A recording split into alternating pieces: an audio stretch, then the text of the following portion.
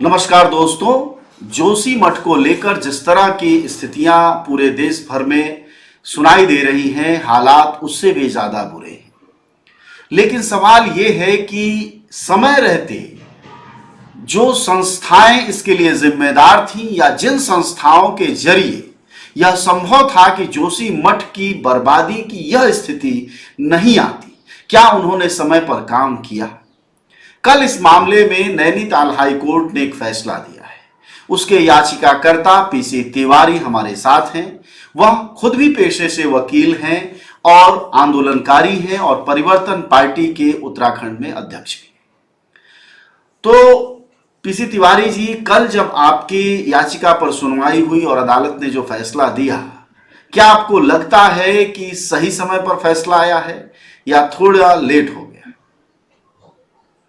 नहीं, ये फैसले तो बहुत पहले से आने चाहिए थे। जी। और ये हमारी जो पिटिशन है ये भी 2021 में 7 फरवरी को जो ऋषिगंगा प्रोजेक्ट, ऋषिगंगा है और धौलीगंगा, इन दोनों में जो प्रोजेक्ट थे उनमें भारी नुकसान हुआ था।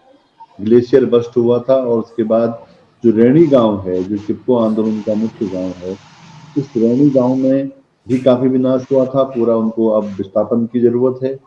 उसके बाद जो विष्णुगाड़ जो परियोजना है, जो तपोवन में जहाँ से टनल बन रहा था, उसका जो रिजर्व था, वहां पर पूरा टनल जो है बंद हो गया था और जिसमें 204 लोग ऑफिशियल आंकड़े से मारे गए थे।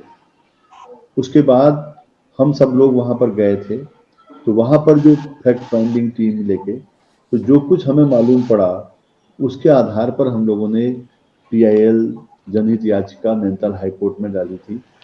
और हमने उस याचिका में इन तमाम परिस्थितियों का, तमाम जो भूगर्भवेत्ता हैं, जो वैज्ञानिक हैं, उन सब लोगों की जो राय थी, उसके आधार पर सारी बात ये कहा था कि जो ऊपरी जो इलाका है, जहाँ पर ग्लेशियर के बाद होता है, वो बहुत उसमें जिस तरह नुकसान हो रहा है, जिस तरह ब्लास्टिंग हो रही है, वो बंद होनी चाहिए।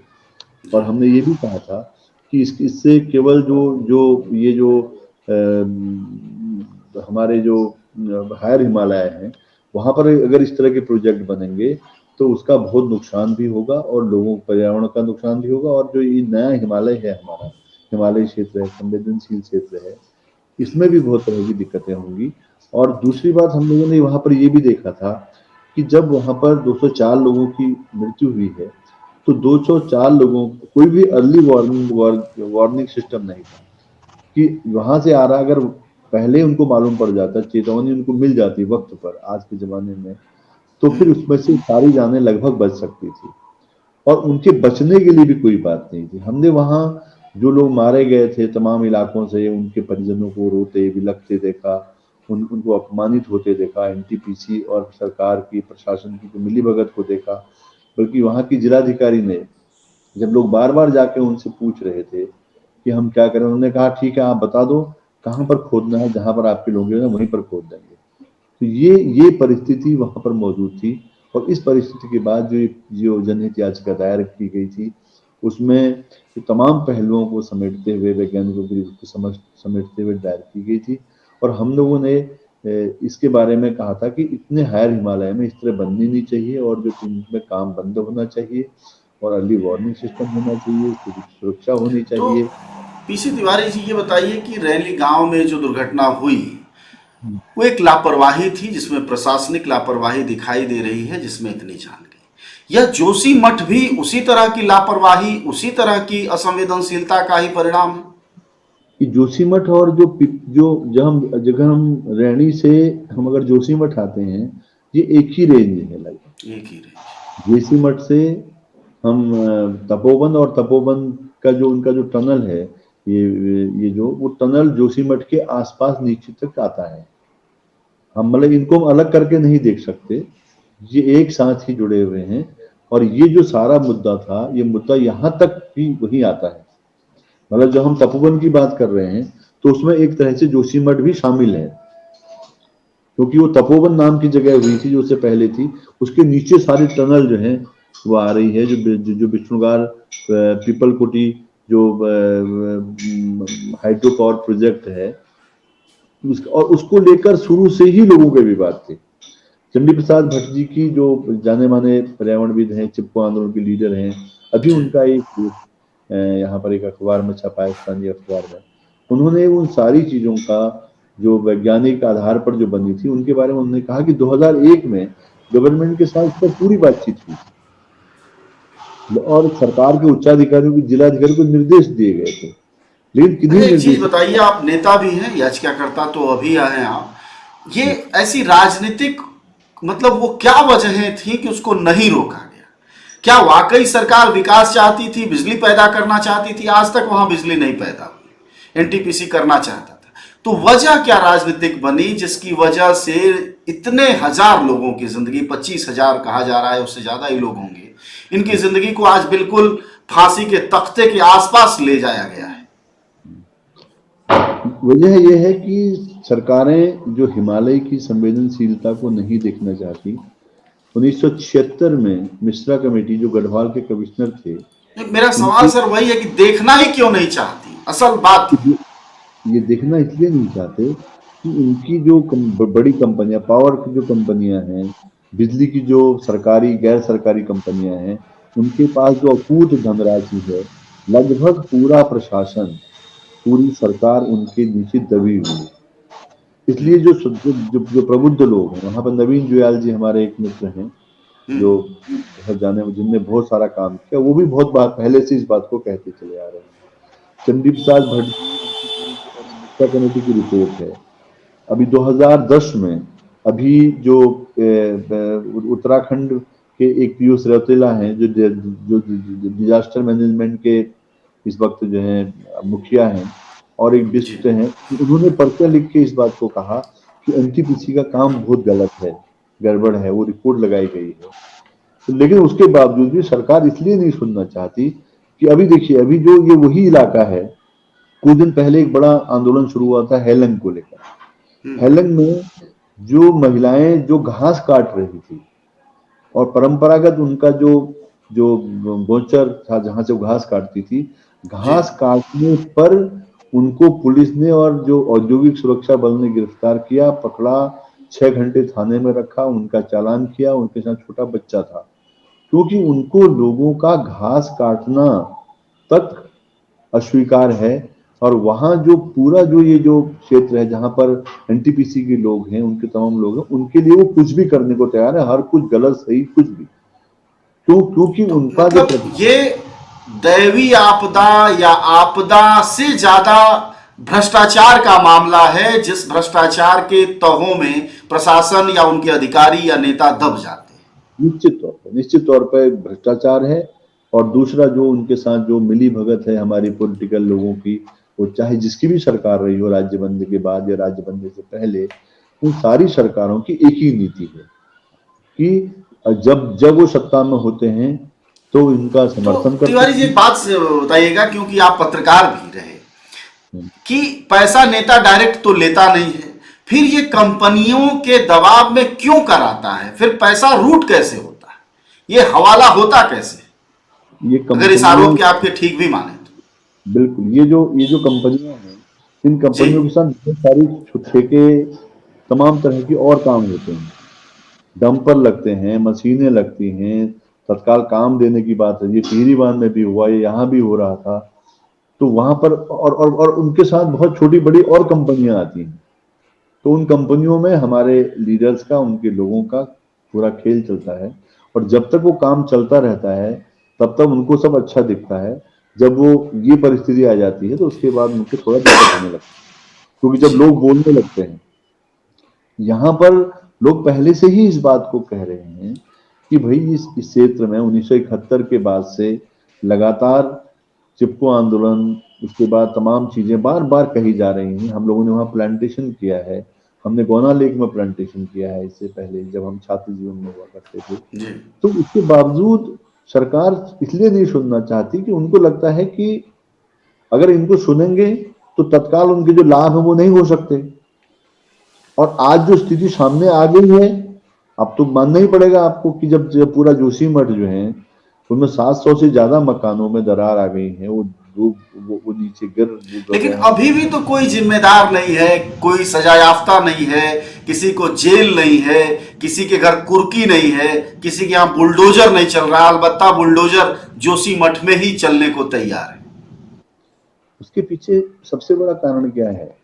सबसे बड़ा कारण ये है कि ये लोग आज ये कह रहे हैं कि भाई इस पर अब आप राजनीतिक नहीं बल्कि हमको लोगों के लिए काम करना है। जबकि सच्चाई ये है कि ये जो पूरा जोशीमठ का इलाका है, इस जोशीमठ के इलाके में शुरू से ही ये जो जब ये बात आ रही थी, हम लोग शुरू से ही कह रहे हैं और तमाम लोग कह रहे हैं, जिन लोगों ने परियोजना बनाई, जिन लोगों ने परियोजना को चलाया, उसके बारे में उनको क्यों नहीं आप जो है खड़ा करेंगे कटघरे में? आपने तो कहा था कि इसमें कोई खतरा नहीं है।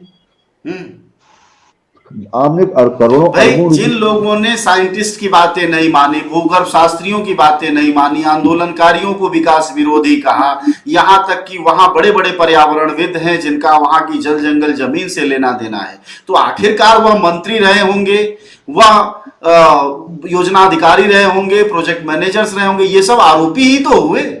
बिल्कुल आरोपी हुए, तो उन पर कार्रवाई होनी चाहिए ना। कि हाँ, आपने इस परियोजना का निर्माण किया, इस परियोजना की कल्पना की, परियोजना को आपने जमीन पर उतारा, आपने कहा कि इससे कोई नुकसान नहीं है, इससे हिमालय को कोई नुकसान नहीं है, लोगों को कोई नुकसान नहीं है, विकास की तो विनाश का कारण बन गई। जब विनाश का कारण जिन्होंने बनाई है उनकी जिम्मेदारी तय होनी चाहिए। अगर वो जैसे जिम्मेदारी भारत में रेप हो जाए, हत्या हो जाए, घोटाला हो जाए तो जिम्मेदार होते हैं अधिकारी या लोग ना, या अपराधी।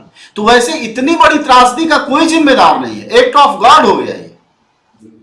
यही मुख्य सवाल है आज, कि जो भी योजनाएं बनाई जा रही हैं, वो योजना बनाने वाले, उसकी कल्पना वालों को उसके लिए जिम्मेदार बनाया जाए। उन पर भी क्रिमिनल मुकदमे, आपराधिक मुकदमे दर्ज होने चाहिए। उन्होंने जो संपत्तियां बनाई उनसे वसूली होनी चाहिए, उन सबको मुआवजा मिलना चाहिए। अगर 204 लोग तपोवन विष्णुगार परियोजना में मारे गए सरकारी आंकड़ों के हिसाब से, तो सरकार की और उनकी जिम्मेदारी होनी चाहिए कि उनके पर मुकदमा, क्रिमिनल मुकदमा भी चले और उनकी संपत्तियों से उनको मुआवजा भी मिले। अगर ऐसी क्या ये व्यवस्था मांग जोशीमठ में लोगों की उठ रही है? क्या ये ताकतपूर्वक मांग उठ रही है कि जो उसके बिल्कुल अपराधी हैं, जो जिम्मेदार हैं, उनको जेल में डाला जाए, उनके कार्रवाई की जाए? बिल्कुल 2021 में जब हम गए थे, हमने बाकायदा पत्रकार वार्ता करके, प्रेस कॉन्फ्रेंस करके, ज्ञापन देके हमने ये मांग की है और हम आज भी कर रहे हैं। आज भी हमारी हमारी एक टीम गई है मौके पर, और भी बहुत सारे जन संगठन और तमाम वामपंथी संगठन भी वहां पर गए हुए हैं। आज दिन को जोशी हैं और उनकी मांग में प्रमुख मांग है कि इसके लिए जिम्मेदार लोगों पर कार्रवाई सुनिश्चित करने का तरीका निकालना चाहिए और उनको उसमें कटघरे में खड़ा करना चाहिए। क्योंकि इसके बिना तो वो बिल्कुल भाग जाते हैं हमेशा। जिन लोगों ने, चाहे जो भी हो, जो सरकार रही हो, जिसने स्वीकृति दी है, जिसने किया, उन पर कार्रवाई होनी चाहिए, ये हमारी मांग है। जी और ये मांग बहुत सारे लोग कर रहे हैं, तो क्यों नहीं उन पर जी। कार्रवाई हो? अगर 204 लोग मरे थे तब, तो 204 लोगों पर क्यों नहीं होना चाहिए? अगर आज वहां पर 700 से ज्यादा मकान और बहुत सारे होटलों को जमी तो करना पड़ रहा है, तो ये उनकी जिम्मेदारी थोड़ी है? आपने क्यों बनने दी? आप सरकार क्यों है? आप प्रशासन क्यों है? आप मतलब बिल्कुल। गलती भी आप करें और उसका मरहम भी आप लगाएं, तो कम से कम। आखिरी सवाल सर आपसे ये कि जो आपने याचिका दायर की है उसके बाद जो फैसला आया है वह एक्चुअल में क्या है, वह भी बता दें हमें, और उससे क्या राहत मिली है उत्तराखंड की जनता को? ये जो फैसला है उसमें दो चीजें हैं। हम लोगों की पहले से ही मांग थी कि इस पूरे प्रकरण पर जो स्वतंत्र, जो वैज्ञानिक हैं, स्वतंत्र जो विशेषज्ञ हैं, उनकी कमेटी बने और उसकी वो जांच करे और उनकी जांच के आधार पर चीजों को आगे बढ़ाया जाए और काम पर रोक लगे। तो जी अभी जब ये जोशीमठ का प्रकरण आया है, तो वहां पर प्रशासन को, वहां के एडीएम को, और उन्होंने 5 जनवरी को तब तक निर्माण पर रोक लगाई है। तो कोर्ट ने कहा है कि ये रोक बराबर सख्ती के साथ लागू रहेगी और आगे तक रहेगी। यानी कि अब ये मामला नैनीताल हाईकोर्ट के आदेश से संचालित होगा, प्रशासन के या सरकार के उससे नहीं होगा। नंबर 2, जो एक हम स्वतंत्र कमेटी की मांग कर रहे थे, कोर्ट ने उसको स्वीकार किया और कोर्ट ने ये कहा कि उसमें 2 लोगों का, जिन लोगों ने 2010 में एक एनटीपीसी के बारे में रिपोर्ट लिखी है, उसको भी उनमें शामिल करें और एक कमेटी ऐसी बने जो जिसमें विशेषज्ञ हों, जो स्वतंत्र विशेषज्ञ हों, और उन विशेषज्ञों की कमेटी की रिपोर्ट 2 महीने के अंदर सरकार के पास आएगी, बंद लिफाफे को हाईकोर्ट के पास आएगी और उस पर जो है फिर अग्रिम कार्रवाई होगी। यानी कि ये मामला उत्तराखंड के हाईकोर्ट में गतिमान है और हाईकोर्ट में इसमें पूरी तौर पर हाईकोर्ट की नजर है। और चूंकि मामला 2 साल पहले से ही चल रहा है, तो वो जो बातें तब कही गई थी आज वो सही प्रमाणित हुई हैं। इसलिए हमें लगता है कि ये कहीं ना कहीं लोगों की लड़ाई को एक नैतिक समर्थन हाईकोर्ट का आया है और उस पर कुछ कार्रवाइयां शुरू हुई हैं, सरकार पर दबाव बने हैं और जो जमीनी आंदोलन मिलाकर जो बाकी भी चीजें होंगी वो हम आके कोर्ट के सामने पेश करेंगे और कोर्ट को बताएंगे और कोर्ट से और सड़क से दोनों ओर से इन लड़ाइयों को लड़ा जाएगा, क्योंकि ये लोगों के जीवन का सवाल है, पूरे हिमालय का सवाल है। और हिमालय का सवाल जब भी होता है वो पूरे देश के सवाल से जुड़ता है। बिल्कुल। हिमालय का जो विनाश है, अगर वो विनाश इसी तरह होता रहेगा तो ये देश भारत सुरक्षित नहीं रह सकता है। ये सवाल इसके साथ जुड़ा हुआ है और यही बात सब लोग कर रहे हैं और हम लोग भी इसमें शामिल हैं और इस लड़ाई में सभी लोग लड़ रहे हैं। शुक्रिया आपका बातचीत के लिए। हमारे साथ पीसी तिवारी बातचीत कर रहे थे। उन्होंने एक 2021 में याचिका दायर की थी जिसकी कल सुनवाई हो और उसके बाद नैनीताल हाईकोर्ट ने फैसला दिया कि जो काम चल रहे हैं जोशीमठ के आसपास टनल के या एनटीपीसी के, उसे बंद कर दिए जाए। जाहिर तौर पर इससे एक राहत होगी और एक यह सबक भी है। लेकिन सवाल उन सरकारों से कि जो अपराधी हैं, इन हजारों लोगों की जिंदगी को टांग देने वाले जो अपराधी हैं, इस पूरी वातावरण और पर्यावरण को बर्बाद कर देने वाले, क्या वह छोड़ दिए जाएंगे? क्योंकि अब तक इस पूरे मामले का कोई अपराधी नहीं है, न सरकार ने कहा है और न ही सरकार की किसी एजेंसी। धन्यवाद आपका बातचीत। शुक्रिया।